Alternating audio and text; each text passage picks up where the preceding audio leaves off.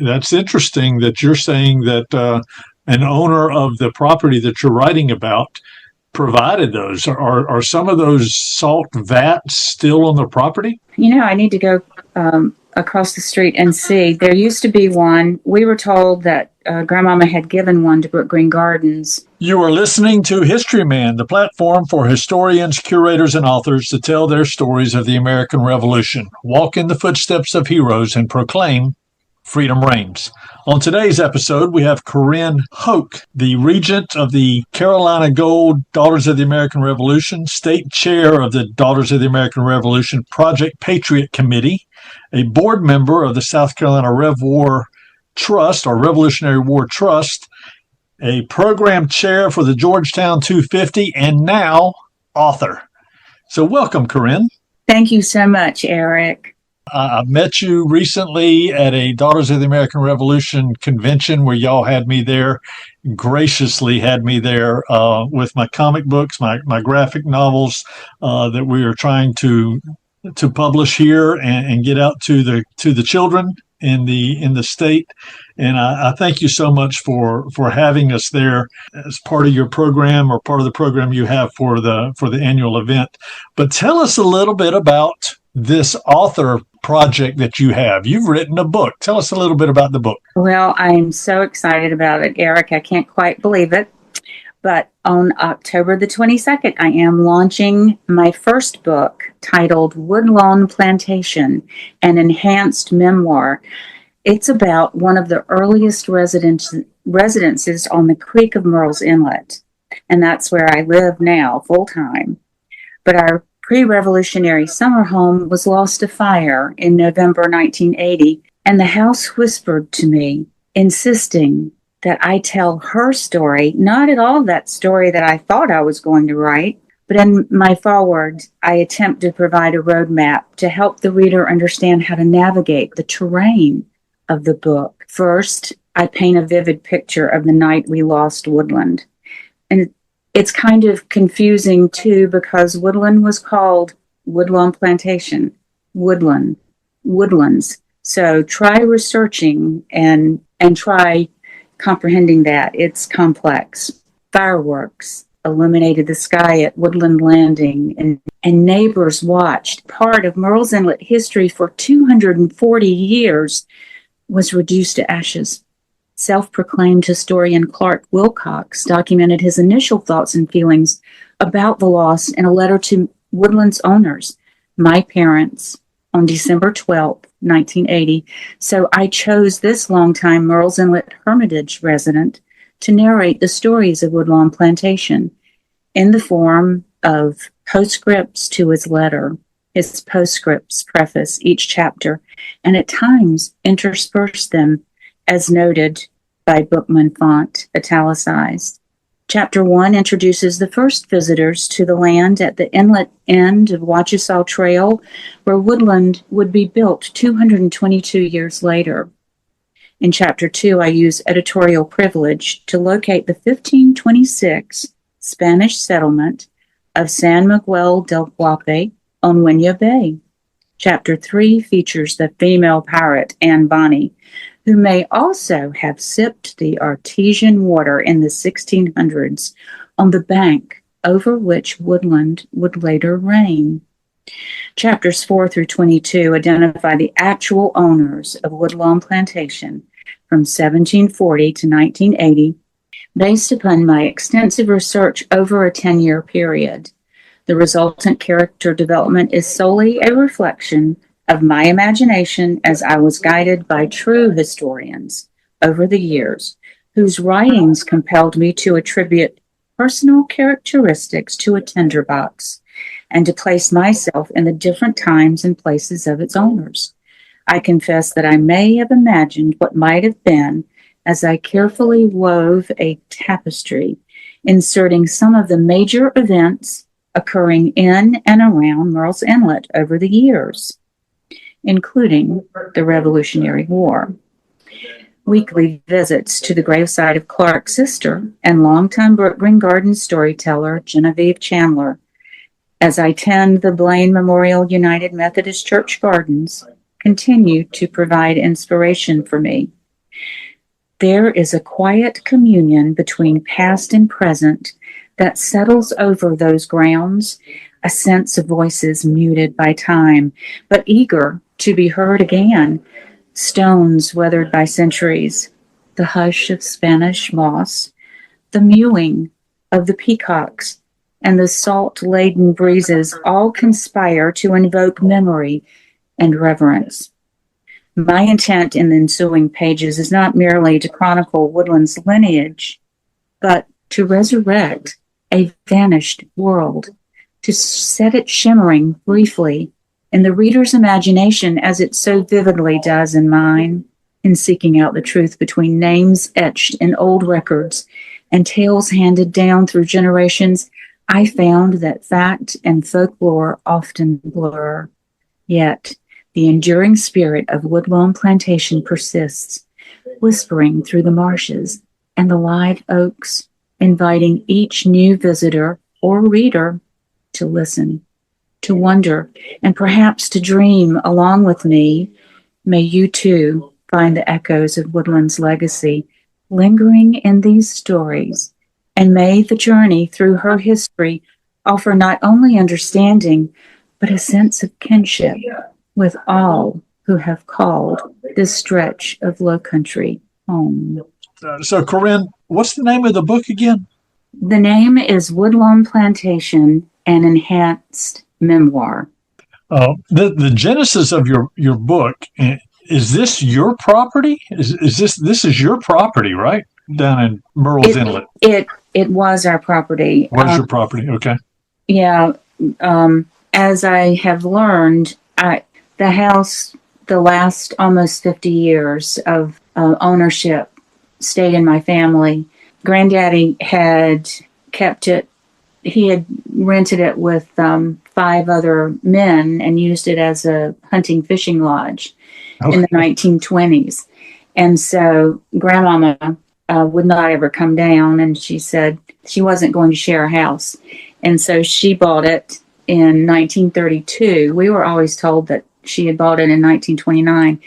But she bought 157 and a half acres, half of Wachesaw and half of Richmond Hill plantations. And she was reared on a plantation in western North Carolina, Riverdale. And so she created Woodlawn Plantation. And she was always looking out for her children. And she made sure that they had farms in various and sundry places, and also that they had a river plat and then additional acreage. But she actually gave Mama the big house 6 months before I was born.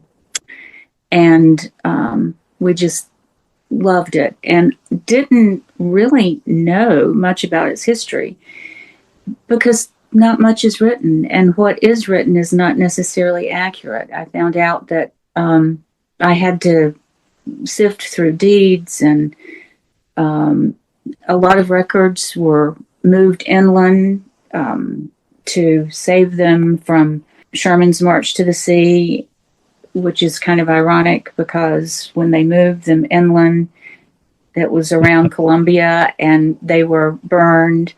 So I've had to do a lot of digging in order to find out. And literally, Woodland was the seashore estate to Laurel Hill Plantation. And that's what I found out. And it was built for William Wades.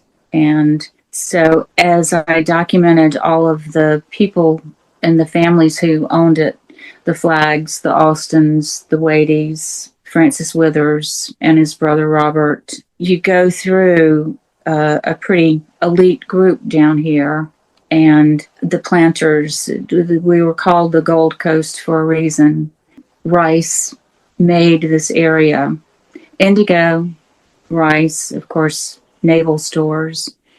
So you raised indigo on that, or the indigo was raised on the property? No. Or just shipped out through there, or what? This property was just the seashore estate. What is a seashore It estate? was Is that just like a Airbnb type of thing? What is that? kind of during the summer. It kept them healthy. If the every plantation had on the east, it would be they would grow rice and the crops, well, predominantly rice, but during the summer months, the all of the planters moved everything in their house practically to the seashore estate, and it needed to be close enough so that they could go back and forth to all of their plantations and make sure that things were the rice was being taken care of properly. But at that time, they didn't know that the illnesses were created by mosquitoes. That wasn't discovered until I think it might have been the 1800s. So, do we have any tie-ins to the American Revolutionary War? We actually do. I've gone through and I've documented all of the, and the scope is really. I didn't want to suffer from scope creep. It all centers around the house and who owned it and how the owners actually served the colonies during the American Revolution. So I have all of that. I do a lot of stage setting. In chapter 4, I talk about, I posed a question, just how does a small country, how does it manage a country that's larger than itself, so far away? And I just go through the history and how, what led up to it, to the Revolutionary War, and how the owners and their children actually ended up serving. Who were the owners on this property during the American Revolutionary War? Well, the house was built for William Wades and his son John Wades. Spell that for me. Waties. Okay. And he actually organized systems that supported the troops, so to speak. One of his big things to do, or it was his discovery, salt is an important supply during the war. And so along the coast, salt systems were installed and then shipped all over to support the soldiers. I always wondered where the salt came from, where, when the British packed their hams or packed their meat in barrels to ship them across the ocean or ship them into the backcountry, they had to pack them with salt. And sometimes if they didn't pack them good enough, well, a lot of times the humidity and just the temperatures and stuff spoiled the meat before they got to the soldiers out in the field.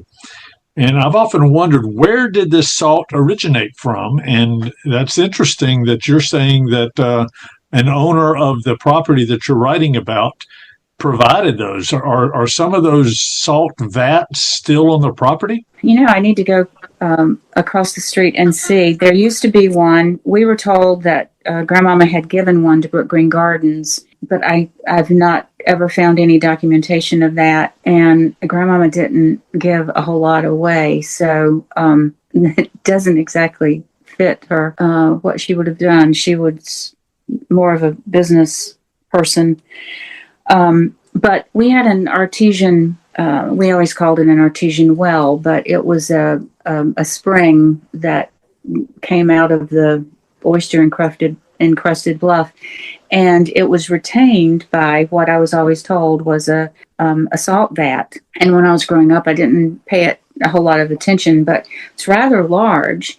And when you say rather large, how give me an idea. As large as a table?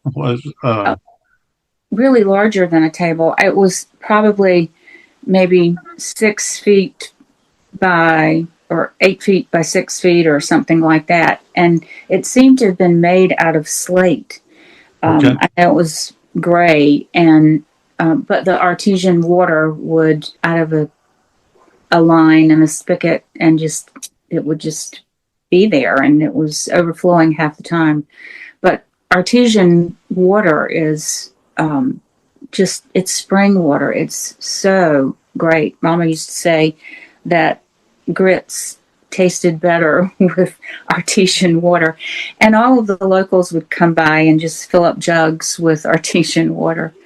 Well, it was a big thing. We have several famous artesian water places around the state. We got Blenheim up in the Yeah, PD area, and then we yeah, got the Healing Springs down around Blackville is very popular, and everybody goes out there and they fill up their jugs and take it back and talk about the healing properties of the water. There's one in Richland County too that is very popular. But that's interesting. Any other tidbits of Revolutionary War lore from that property?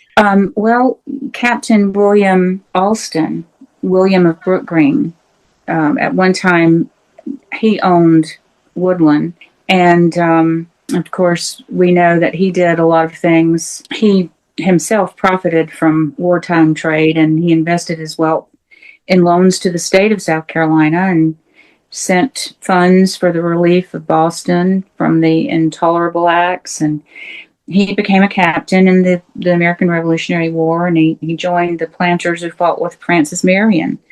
And while Captain Austin was away, he allowed his Brookgreen plantation land to be used to store powder for the protection of others, and including those on Snow's Island and the Cape Fear. And he also sent some of his own slaves to work on Georgetown and Charleston defense fortifications. He was in the Battle of Cowpens, so helped Morgan defeat Bannister Tarleton. He actually fell gravely ill as a direct result of being around there, but he did make it home, and shortly thereafter he died. But I know that I was curious. I had read in a number of different books about Lord Cornwallis selecting Brookgreen Plantation, which is just 3 miles away from us. But at the time, it was owned by William Austin. But he was away, and his second wife, Rachel Moore Austin, had to share their plantation with Lord Cornwallis and his men. Wow. And I kind of doubted the truth of that, but I no longer doubt it, because he was in the area at that specific point in time, and Brookgreen was a beautiful place. And there is a cute little story about how Cornwallis asked to meet Little Washington, and that was Washington Austin, who grew up and became an incredible painter.